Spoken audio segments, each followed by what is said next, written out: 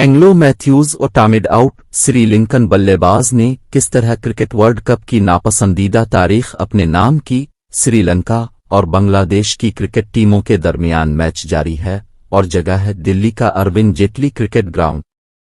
इसी दौरान कैमरा दिखाता है कि 35 साला श्रीलंकन बल्लेबाज एंग्लो मैथ्यूज बगैर खेले अपना टूटा हुआ हेलमेट कचरे के डब्बे में फेंकते हुए मैदान से बाहर जा रहे हैं और कमेंट्री में बताया जा रहा है कि एंग्लो मैथ्यूज को टामिड आउट कर दिया गया है और यूं क्रिकेट वर्ल्ड कप के मैच में अपनी हरीफ टीम के छक्के छुड़ाने के इरादे से मैदान में उतरने वाले श्रीलंकन खिलाड़ी एंग्लो मैथ्यूज इंटरनेशनल क्रिकेट में टामिड आउट होने वाले पहले खिलाड़ी बन गए।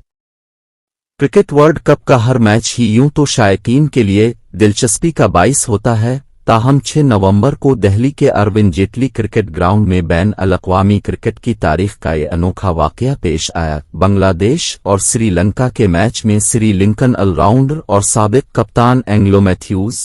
समारा वीरिया विक्रम्मा की विकेट गिरने पर करेज पर आए, लेकिन जब वो आईसीसी के रूल्स के मुताबिक 2 मिनट के अंदर खेल के लिए तैयार न हो सके तो उन्हें टामिड आउट कर दिया गया और यूं वो मैदान से खेले बगैर ही वापस लौट गए। आईसीसी रूल बुक के शिक के मुताबिक एक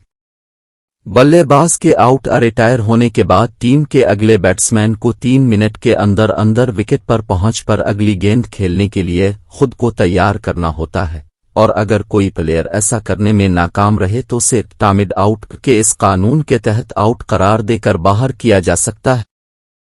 ताहम इंडिया में जारी वर्ल्ड कप के राइज कवानीन के मुताबिक उस वक्त को घटाकर 3 मिनट से 2 मिनट कर दिया गया है।